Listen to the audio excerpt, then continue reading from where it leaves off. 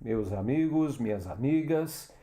Estamos aqui outra vez no canal de Pablo Villarrubia Mauso e Mistérios para falar de uma pessoa que eu admiro muito, muitíssimo. É o professor Gabriel ou Gabriele D'Annunzio Baraldi. Aqui está uma capa de revista da Carta e este artigo foi publicado em 1988. Gabriel foi uma pessoa, digo que foi, porque ele faleceu há anos, se não me engano foi em 2002, infelizmente deixou o nosso mundo ainda jovem, com 60 e poucos anos, e eu digo, expresso essa minha admiração pelo fato de que eu tive o prazer de conhecê-lo, ser amigo dele, frequentar sua casa, especialmente aquele sótão, aquele lugar onde ele se mantinha, né, ativo, trabalhando, preparando suas expedições, suas viagens, planificando, pensando. E eu digo que foi o último atlantista ou atlantólogo da nossa história.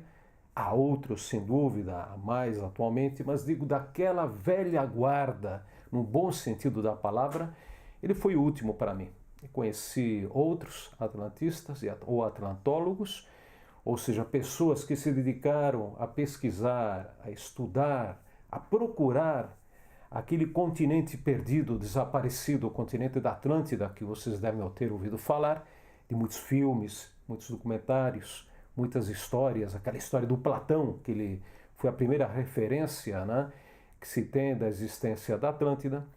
Mas voltando ao Baraldi, ele que nasceu na Itália, em Modena, em 1938, ele veio já ainda jovem, para a Argentina, saindo daquela Europa, né, do pós-guerra, daquele período não tão conturbado da Segunda Guerra Mundial, depois da Segunda Guerra Mundial.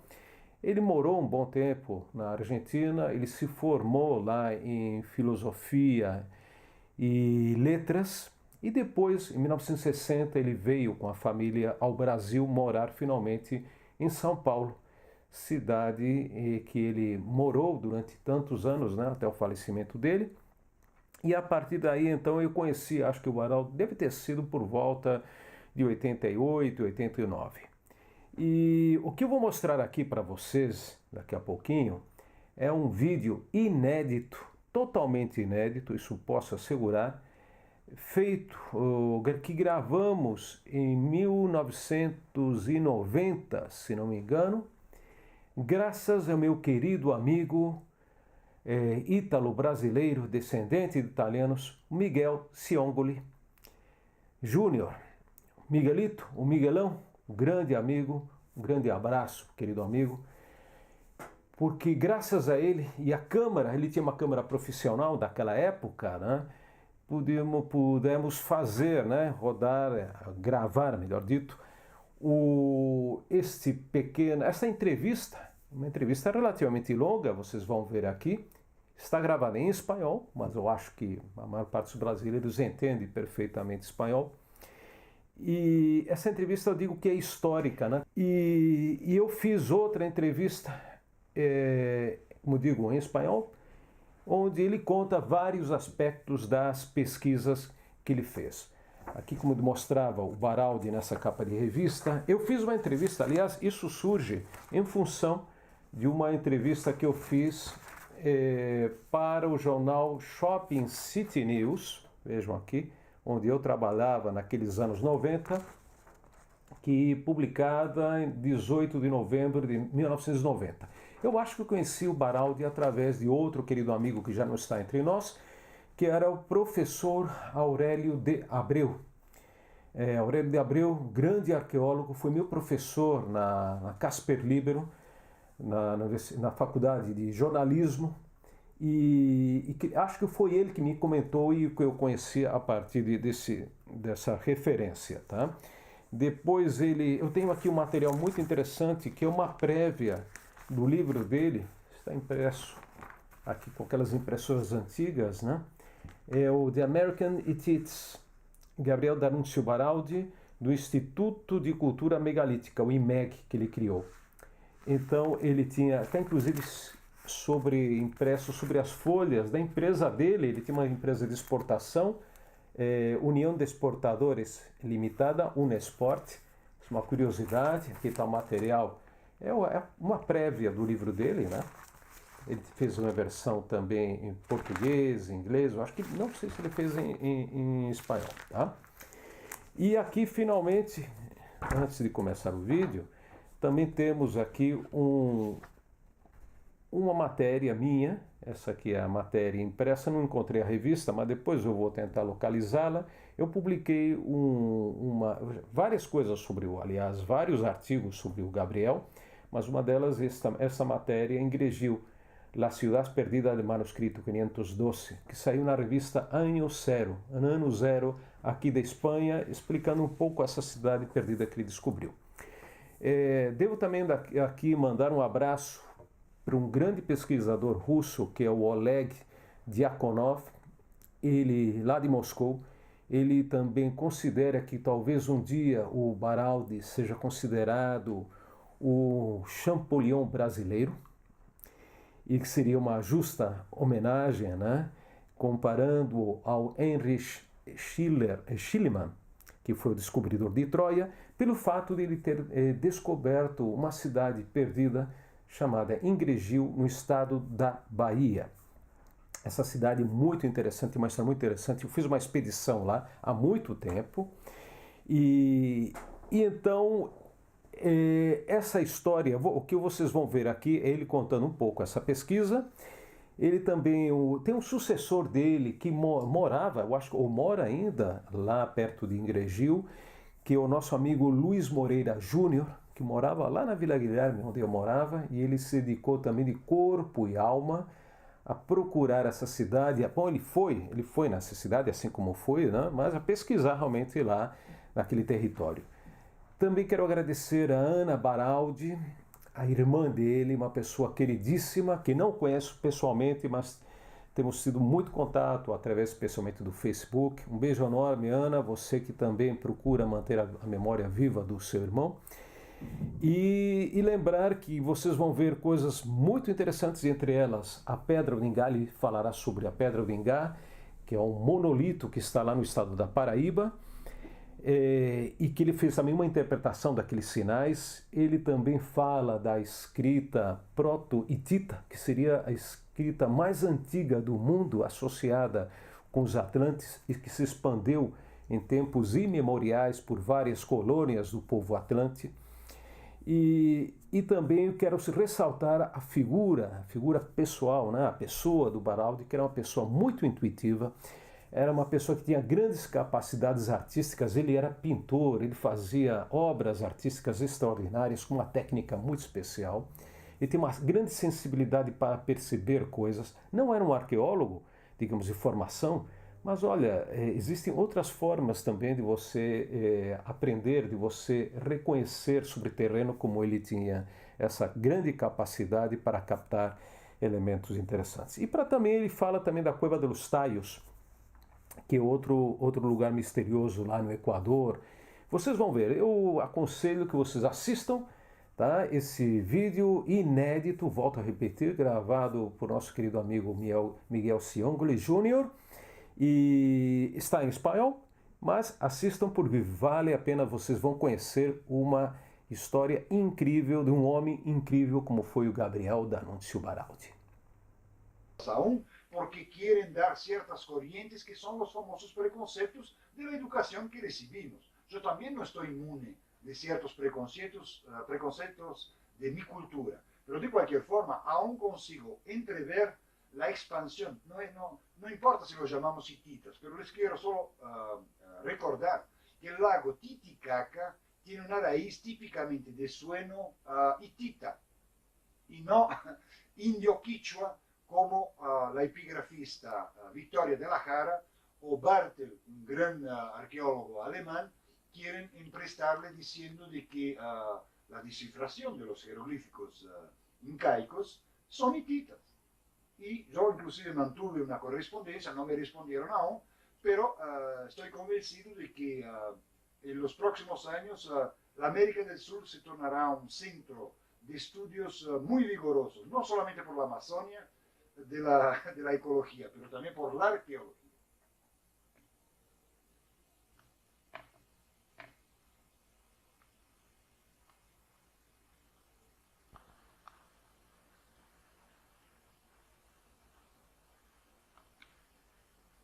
Profesor, las inscripciones de la piedra del Inga no podrían haber sido resultado del trabajo de los propios indios tupís.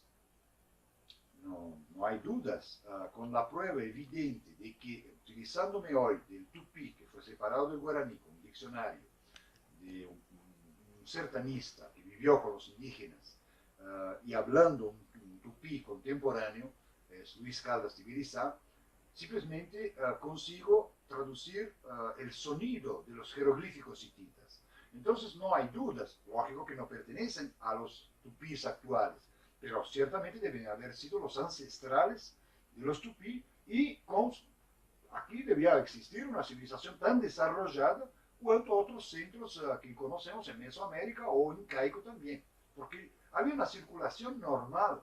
Y estoy hablando aquí de épocas como 9.000 años atrás, 15.000 años atrás, 13.000 años atrás. Entonces entramos en un ciclo a donde la arqueología oficial también está aceptando hoy más que nunca de que había la circunnavegación por el globo terrestre y que las distancias entre los continentes y toda esta aparente imposibilidad de un Atlántico, de un Pacífico y todo lo demás son excontinentes que se hundieron, o sea, esos espacios de grandes aguas en los continentes son debidos a continentes que se hundieron. Entonces, volviendo a su pregunta, no hay dudas que deben haber pertenecido a la piedra de Ingá, como otros indicios más, que son razón de una futura expedición mía en un local entre Goiás y Pará.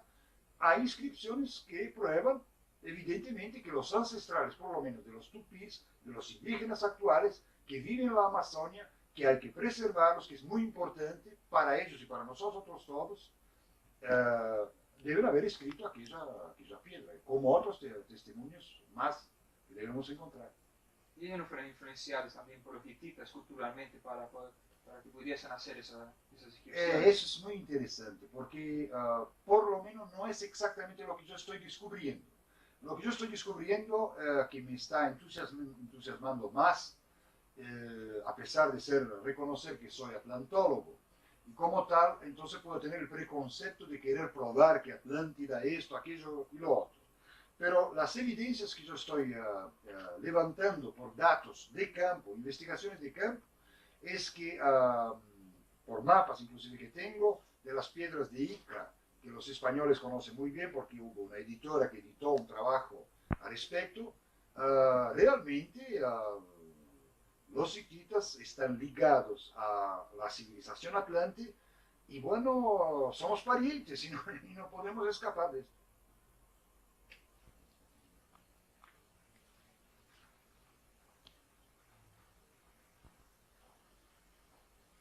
Desde 1530 los españoles oyen historias sobre el Dorado, el mítico El Dorado, y ya en 1531 la expedición de Diego Ordaz fue en busca de esa ciudad mítica, y entonces, desde entonces también Pizarro y otros más fueron en busca del Dorado.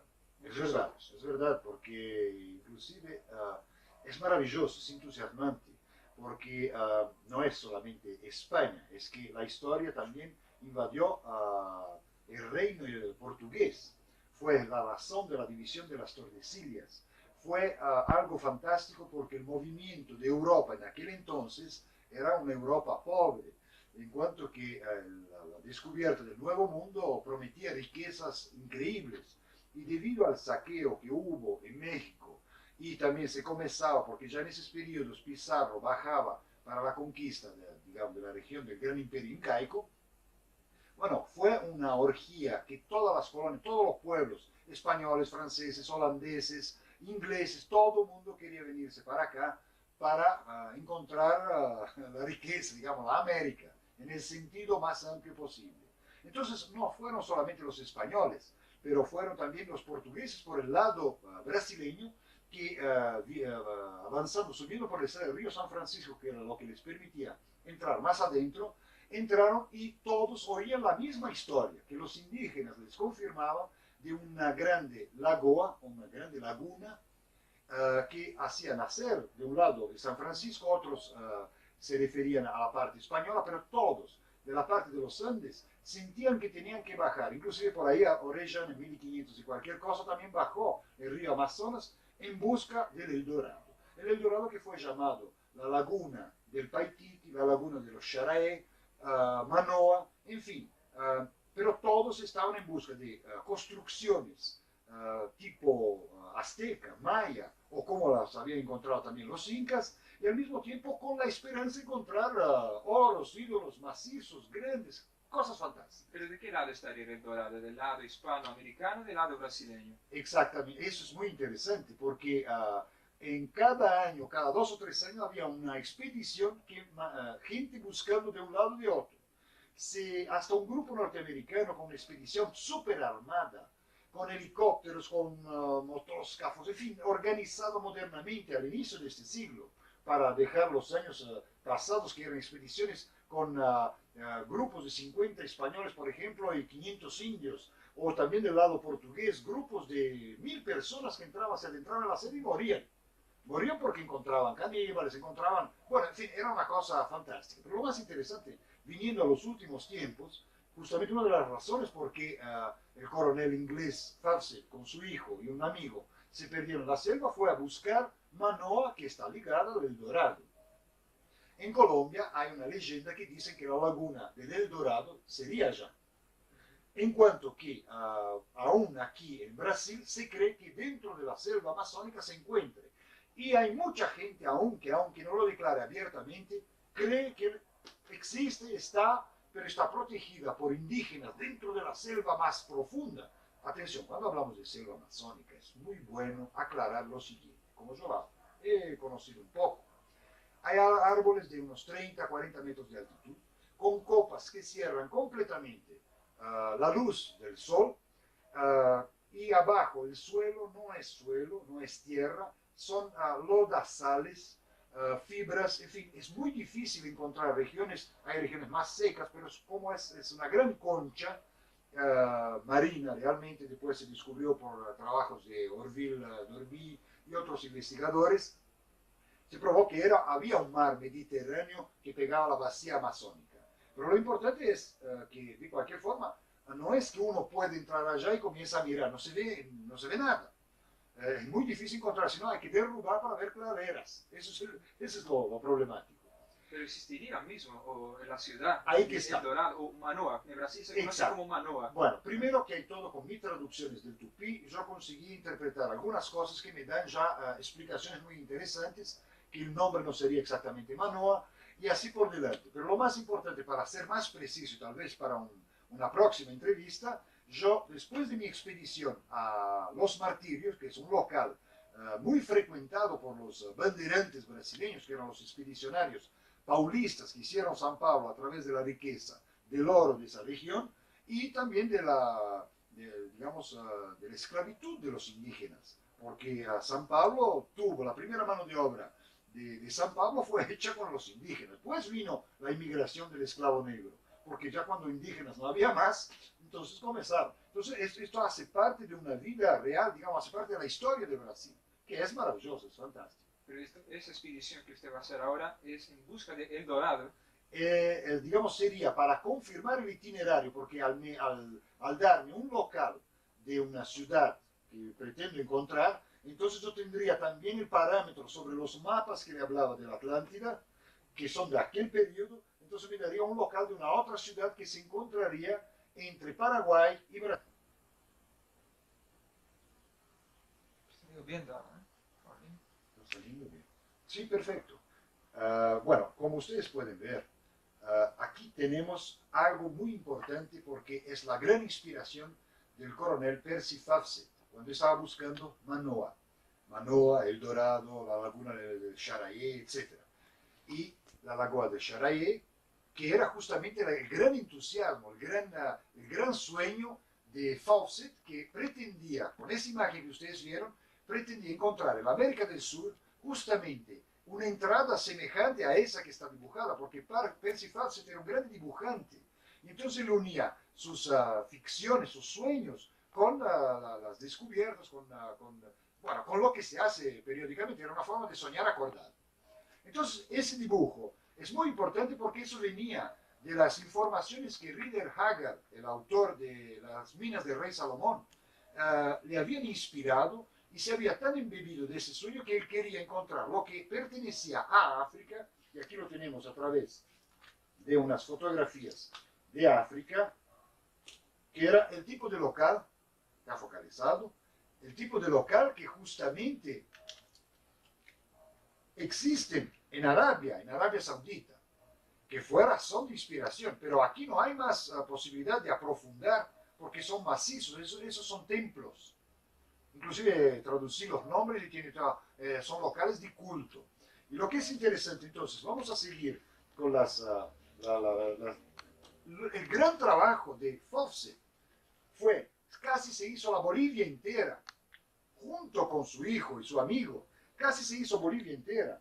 Y parte de toda Bahía, porque en Bahía había la mención histórica de un documento 512 que hablaba de ruinas que se asemejaban a este tipo de El Dorado, Manoa y todo lo demás. Y aquí lo fantástico es justamente que él llegó después, un poco antes de morirse en su expedición, habría alcanzado un local que quedaría en la mitad del camino entre Bahía y Goiás, que es justamente donde voy a hacer la expedición, que es un local que se llama Los Martirios.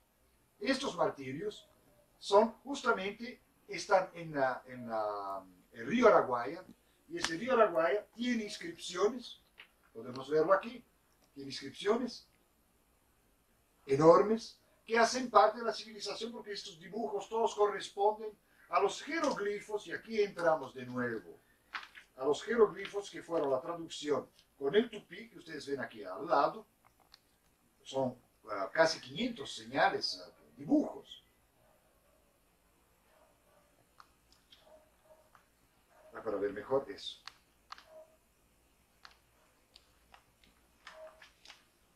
Y con este trabajo que hoy ya fue enviado a la Universidad de San Pablo, a la USP, y a la Universidad de Roma, con toda una explicación epigráfica, porque epigrafía en Brasil es algo totalmente desconocido, que lógicamente vamos a precisar de la ayuda de mucha gente más. Ustedes pueden ver que hay unos dibujitos, ahí al lado está escrito en tupí, y después la traducción está en italiano porque estoy escribiendo en los italianos. Pero después podemos hacerlo para los españoles, si fuera el caso. Bueno. Tenías una otra pregunta. Bueno, excelente esa parte. Profesor, ¿la comunidad científica mundial conoce la piedra del Ingá? Conoce, como referencia, sí. Hasta fue casi una novedad para la ciencia oficial en Brasil, cuanto menos la ciencia oficial internacional. Pero la verdad es que simplemente esto es realmente una revolución en todo sentido, o sea, no por la piedra de Ingá, que digamos se conoce esa piedra que tiene unos rabiscos y terminó el asunto. No se sabe la importancia que ella tiene por el hecho de esta descubierta, que es una cosa reciente, o sea, es reciente. La identificación con la civilización hitita, y lógicamente va a abrir una serie de polémicas, yo no voy a discutir este asunto. Pero lo más importante es que no es solo la piedra de Ingá. La prueba más contundente es que en el mismo Ingá, en ese local, encontramos dos formas de escrita, que es lo típico de lo que se encuentra en Anatolia, en Turquía, y en Siria, o sea, que es típico de un sitio arqueológico de importancia internacional. Sí, porque tengo aquí, entonces tengo esto. Sí. Profesor Balardi, ¿existe alguna explicación exotérica para la piedra del Ingá? Sí, existe porque la magia era la antigua religión de esta grande civilización, la civilización del oro, o la civilización que la renacencia italiana, francesa, quisieron resucitar. Se refiere justamente a lo ideal que el hombre humano cultúa. Después nosotros tenemos varias literaturas, desde los antiguos, los clásicos griegos, pero no debemos olvidar los persas, y no debemos olvidar nunca a las civilizaciones megalíticas, que yo las incluyo directamente porque ellos tal vez perdieron la erudición de explicar lo esotérico, pero ellos vivieron mágicamente con los valores telúricos de esas piedras como Stonehenge, como estoy diciendo la Tablada en Mallorca, Menorca, hay regiones de España con una carga telúrica, mágica, increíble, y que sería la antigua ciencia que correspondería a nuestra ciencia energética que estamos buscando hoy. Los polos magnéticos tienen fuerzas y inciden en la irrigación, inciden en una serie de cosas que son benéficas para la existencia. Y magia antiguamente no era para hacer mal a nadie, era para ser utilizada para vivir bien, como estamos utilizando nosotros la energía eléctrica o como utilizamos varios tipos de energías, hasta la atómica. Por lo tanto, hubo distorsiones de gente que comenzó a querer darle otro valor, pero la verdadera religión del pasado de estas grandes civilizaciones se llamaba magia, y de esto se extrae lo que hoy nosotros llamamos ciencia. Entonces, hay varias corrientes y cada local en cada parte del mundo conservaron sus tradiciones vividas, pero perdieron sus sacerdotes, perdieron sus líderes espirituales, y eso impide que hoy nos entendamos, pero al final vemos que las raíces son las mismas. Entonces no importa en qué idioma hablemos, lo importante es que consigamos encontrar el camino para unirnos de nuevo y utilizar estas fuerzas positivamente. Lo que yo sé es que en cada local a donde hay templos locales como estos aquí, de ruinas históricas pasadas, sé que son de una positividad en cuanto a agricultura, en cuanto a resultados, digamos, de salud, porque hay gente que se cura. No vamos a hablar de los místicos que van allá para inspirarse, hablemos del pueblo común que vive, adora y cultúa piedras locales, árboles, y que tiene una importancia increíble y que ellos sienten pero no saben cómo explicarlo. Profesor, ¿el pueblo de la Paraíba cultúa esa piedra? El pueblo la respeta mucho, pero no sabe explicarla. Ahora, yo he visto en muchos lugares a donde se hace culto, donde hay más erudición, más cultura, o sea, para mí es más un problema cultural. Al faltar los líderes, entonces no se mantuvo la tradición. Pero en todos los lugares del mundo a donde hay aún algún resquicio de tradición, innegablemente hay cultura, hay aprovechamiento de esas energías telúricas, de aguas radiactivas y así por delante, que es muy conocido por mucha gente. ¿Esas energías de la piedra pueden ser detectadas por el péndulo? Puede ser detectada por el péndulo, inclusive hace parte de las viejas ciencias, la rhabdomancia. Hay una serie, inclusive se buscó dar otros nombres. Hoy en día, por ejemplo, se están cambiando los nombres de las viejas ciencias, pero estamos en la misma historia. No estoy tampoco preocupado con qué nombre se llame, pero lo importante es que se vuelve a utilizar, todo el mundo vuelve a preocuparse en querer acabar provecho, especialmente para la salud. ¿Cuánta gente se ha curado con aguas termales y así por delante? Hay varios tipos de aguas y hay varias regiones. Nosotros, por ejemplo, ahora estamos sufriendo problemas de drogas, porque el problema principal de la droga, que no quiero entrar en AIDS y todo lo demás, pero un problema específico donde se puede cavar la cura, está justamente en volver en la inmunización, porque lo esencial es que la sangre en nuestro cuerpo es igual que los ríos en la tierra, y la tierra es un cuerpo vivo. Entonces, todo hace parte de una unidad, y lógico que tenemos que tener más unidad y comprender las cosas.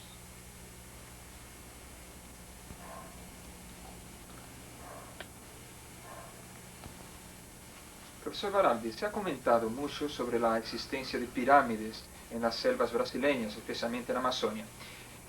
Un pesquisador brasileño, un investigador brasileño, Ronaldo Rodón Pires Brandão, estuvo en 1977 en Amazonia y parece que vio alguna cosa diferente, vio pirámides en medio de la selva, pero estaban recubiertas por la vegetación.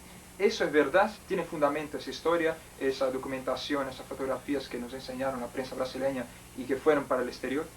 Con todo el respeto que le debemos a Brandão, porque es un hombre que trabajaba solo, y acá es muy ingrato, muy difícil, pero no vamos a discutir ese lado. Realmente él consiguió el apoyo de la revista Veja, que es una revista de renombre en todo Brasil, mucho prestigio. Financiaron una expedición y cuando llegaron al local simplemente no encontraron las pirámides y realmente quedó en el vacío, quedó la incógnita. Puede ser que no encontraron el rumbo, puede ser que no existan. De cualquier forma, por mis investigaciones personales puedo afirmar lo siguiente. Si existen pirámides en Brasil, tal vez estén escondidas realmente por, digamos, grandes cantidades de tierra y de otros materiales más, o sea que no es fácil localizarlas a la superficie de tierra de la actual conformación geográfica brasileña, y menos aún en la región amazónica, porque aquello era una vacía. Eventualmente se podría encontrar vestigios semejantes en la Chapada Diamantina o en toda región de Brasil que tenga una altitud superior a 1000 metros. La región central de Brasil es... Por ejemplo, Planalto y cosas así. O sea, regiones que estén arriba de 1000 metros para partir como base. Hay otra cosa importante. Existe prueba de que había una comunicación cultural entre Mesopotamia y América del Sur por 3 fotografías que yo les voy a mostrar, que hacen parte de la colección del padre Crespi. El padre Crespi de Cuenca, Ecuador. Él tiene un museo, construyó, hoy murió, tenía 97 años, pero dejó un trabajo que está en el Vaticano, fue publicado por los salesianos, pero lo que es importante es mostrar cómo buscando se encuentra, cuando uno está en el camino cierto. Primera cosa, esta fotografía muestra una placa de oro perfectamente reconocida por autoridades británicas, documentado. Es una placa de oro egipcia. ¿Dónde fue encontrada, profesor? Fue encontrada en el Ecuador, y por lo tanto, como es una pieza solo, y en arqueología oficial una pieza solo no es considerada una prueba suficiente, por lo menos esto prueba de que hubo contactos, porque esto es un producto que pertenece al otro lado del Atlántico. ¿Cierto?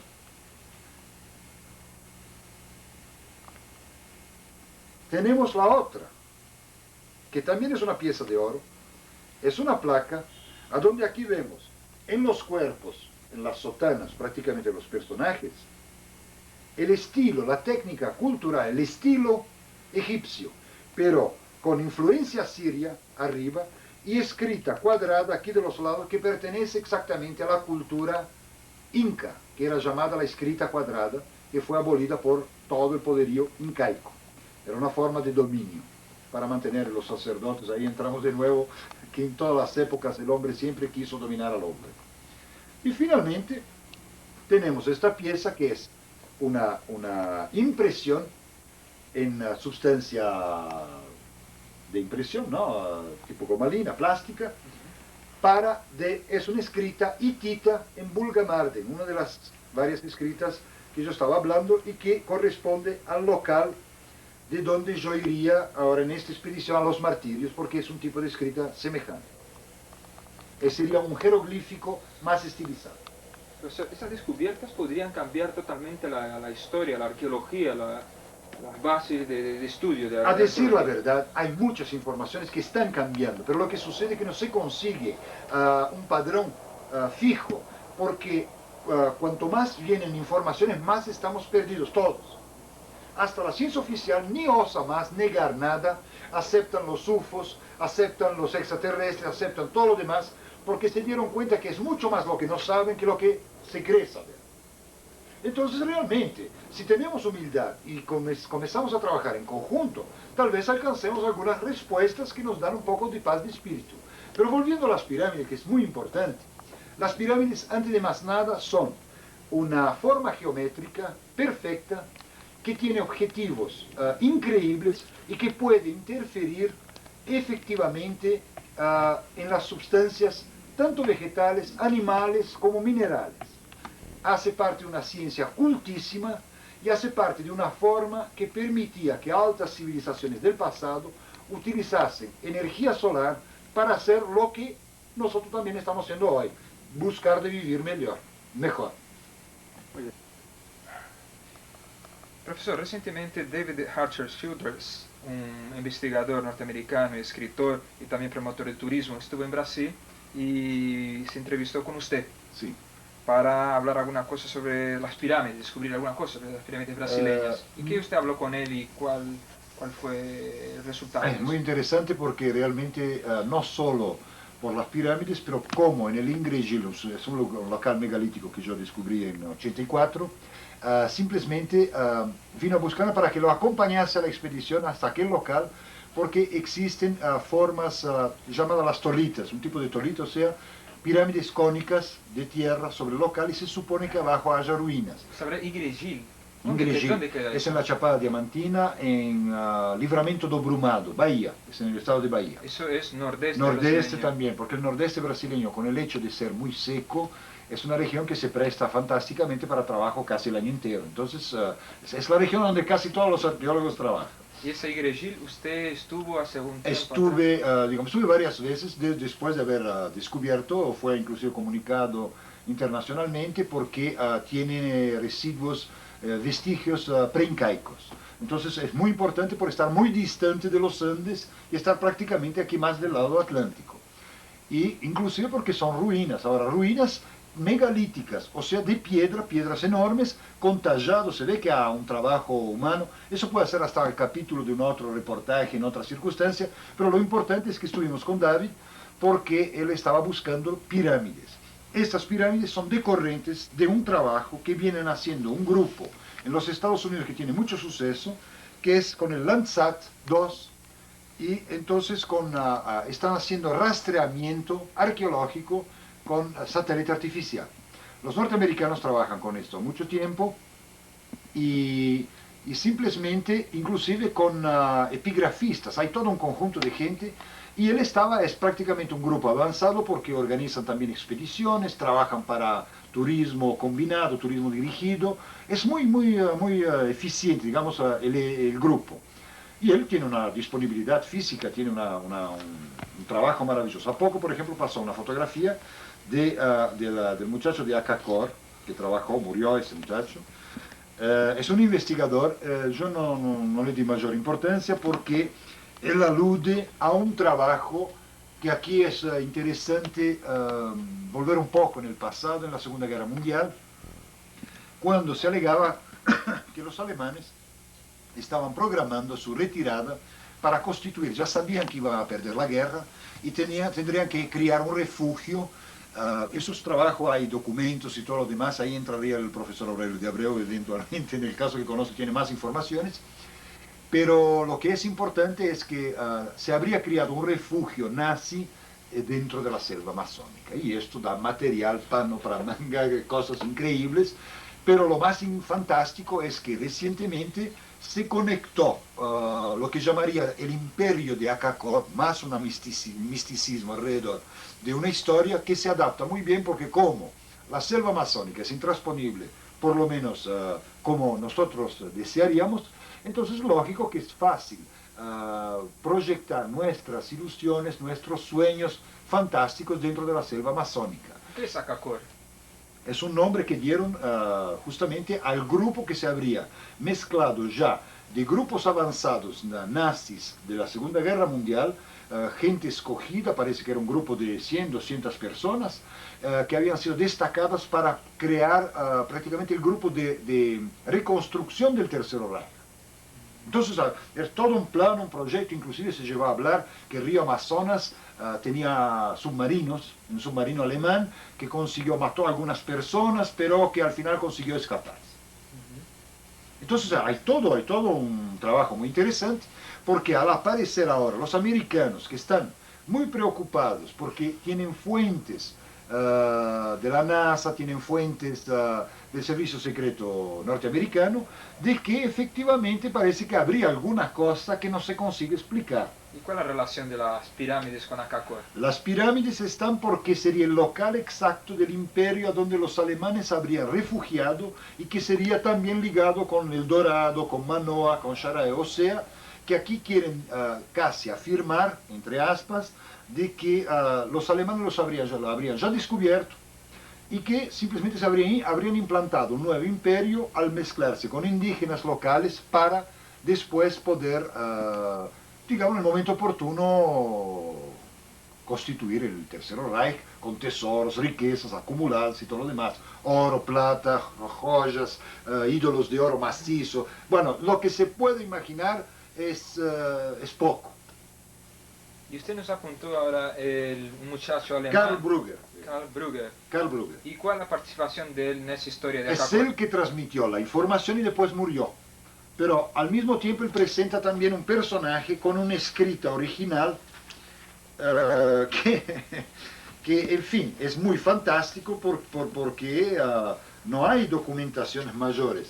Él se llama Tatunka Nara. Ese Tatunka Nara tenía hecho una escrita así que parece jeroglífico. Y ahí que tiene una cierta atracción, porque vamos a decir que si no es verdad, está muy bien construido.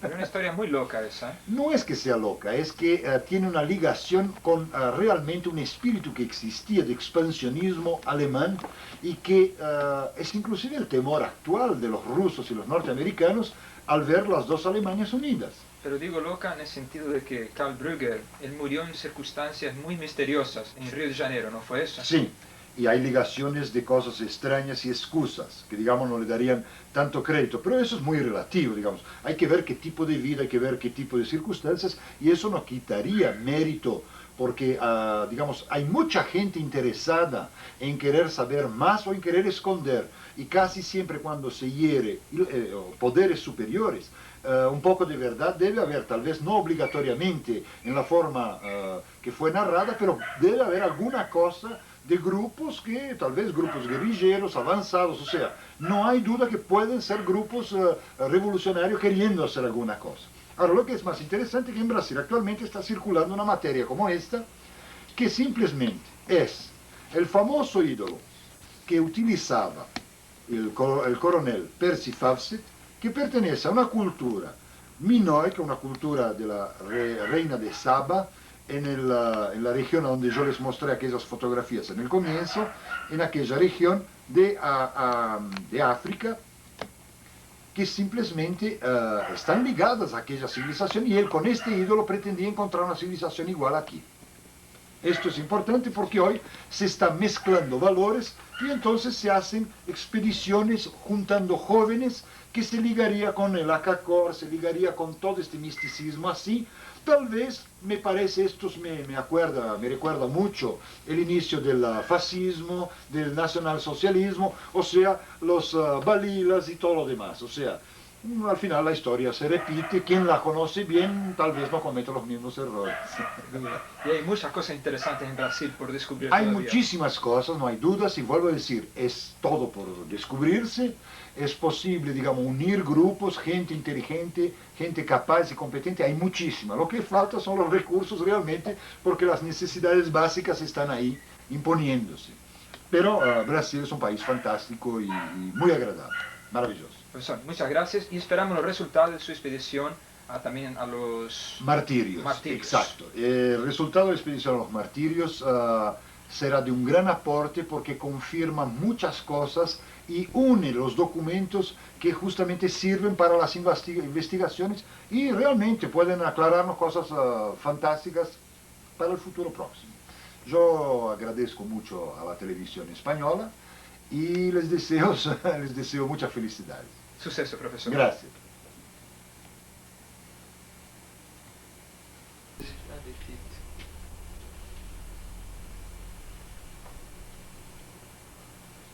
Te voy a mostrar otras cosas más, tú las vas a ver enseguida y si no es imposible. 3, 14, 15, 927. El verdadero número del pi es 3, 14, 16, 402. Fracciones. Es una estupidez. Solo que la NASA está pagando fortunas para corregir la órbita que hace para volver de la Luna, porque tiene que gastar combustible porque su espiral no consiguen hacerla perfecta. Essa é a explicação. É a luz, então o negócio. Se acertou uma, é um troço, pode fazer misérias. Se não, uma que tem algo. Isso aqui são moldes. Aqui você tem um exemplo. Não é outra coisa, mas um exemplo da forma. Sim, que é o tempo do cara parar a olhar e enxergar. Bom, tem umas coisas que à medida que você vai investigando e vai descobrindo, então segue por esse filão e você... Muitas coisas. Eu vi um papel aqui dentro do livro, de Artemio Longhi, a direção de um parapsicólogo. Artemio Longhi, Artemio Longhi. deve ser um parapsicólogo que tratou uma pessoa, é um cara muito bom, Você conhece ele? muito conheço ele pessoalmente. Eu fiz uma matéria com ele, você lembra? Exatamente, foi uma matéria, mas eu vi uma outra matéria na Manchete, e foi por aí que eu contatei ele, porque o cara tem possível. Agora, ele é meio descrente, mas é cientista 1000%. É um homem de um valor incrível. E ele curou quem? Quem que ele curou? Muita gente. Inclusive eu tenho uma fita aqui de alguém que fez a regressão.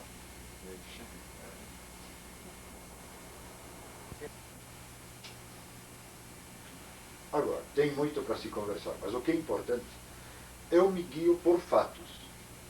Ou seja, não me conformo de que eu chego a uma conclusão teórica de que tal coisa é tão bonita assim. É muito agradável. Quando eu cheguei à conclusão dessas traduções com o Tupi, não é? Eu parei, liguei para o piano, liguei para 4 cantos do mundo, batendo papo com todo mundo. Alguém me fez umas críticas, a melhor que eu recebi foi a do piano, que disse, ora, você fez umas traduções baseadas sobre um livro, quando realmente você deveria ter um tupinólogo. Tudo bem, perfeito, é válido, porque não há dúvida. Um livro é um livro, e um tupinólogo é outra coisa. Mas, de qualquer forma, ninguém, depois que souberam da reportagem, aí que os caras eles olharam fora. Mas aí também me valeu para me destacar da coisa, porque quando você se empolga, você está enxergando até anjinhos voando por aí.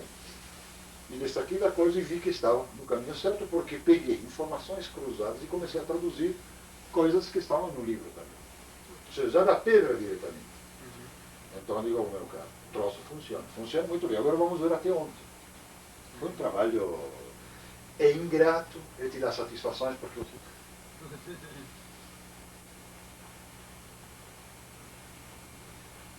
Onde está aquele recorte que você tem ele por aí? Não? Se eu lembro. Acho que eu recortei isso daí, tem no meu arquivo. Que chuva, hein? Qual o recorte? O teu? Não, o do Estadão. Isso é no Estado, O Estadão. O Estadão. Vamos ver. E... Como vai a sua mente? Tem um arquivo violento aqui também, né? De revista e tudo, né? Não, sim, mas aí são materiais que você pode pensar que não tem nenhuma... Está vendo? Como a gente pegando uma coisa bem outra. Por quê? Que assuntos tem? Tudo? Não, você tem. Aqui, o de Ciência e Tecnologia, o artigo. Mas o que é importante desta foto é que eu quero que você olhe mais detalhadamente, você vai ver o teu perfil aqui. Que são estátuas que foram arrancadas. Mas se depois você virar mais, você vai ver o teu perfil aqui. Olha, nariz, a barbicha, dá para ver? Não. Aí que entraríamos naquilo que você disse de marcar, mas não posso estragar. Não, eu estou vendo aqui. Aqui, o narizinho aqui, o Então, nariz pequeno. nariz, Uma barba aqui, né? Exato, boca olho, aberta. né? Olha aqui, olha a boca aberta. O olho aí. E toda essa aqui é a cabeça. Agora, se você vir aqui. E isso aqui, sempre no mesmo mural. Ou seja, que era usado. Isso aqui que faziam? O estampo tinha essa cabeça, essa parte aqui também. São outros motivos. Você vai ter também, se põe de cabeça para baixo, qualquer. Não sei, você que sabe. Já deu a terceira mancada que eu dou com a Paulinha. Ela já me convidou para essa terceira festa que eu convido. Vamos, então. Vamos pra lá, né? Primeiro que a gente fica 1 hora, só a tia fala que tá só- cansada, tá morrendo de sono e que precisa amanhã acordar, né? Fazer uma aula pra elas. Né? Fazer. Essa última já, Ira? Ah, Você faço as fotos? Era uma xerox que eu tinha feito, foi a primeira que comecei a estudar da Pedra do Ingá. Porque essa é a parte mais importante da inscrição. Mas quando eu fui no local, eu vi que eles tinham omitido uma série de informações mais. Para te dizer, isso é aquilo que é publicado e que não é bem assim. Agora, aqui tem mais outra coisa. A mesma técnica, isso aqui tem. Tem serviços muito bons, tem sul de Peru, bastante específico, né? Tem sul das escrituras de los Incas, opa! História de la Jara. Esses são livros aqui, é difícil de encontrar realmente, são livrinhos... É já difícil encontrá-los lá, imagina. Lima, 75, são coisas de edições limitadas, né? Sim, mas eu passo e aí que entra a psicologia, telepatia e outras coisas mais.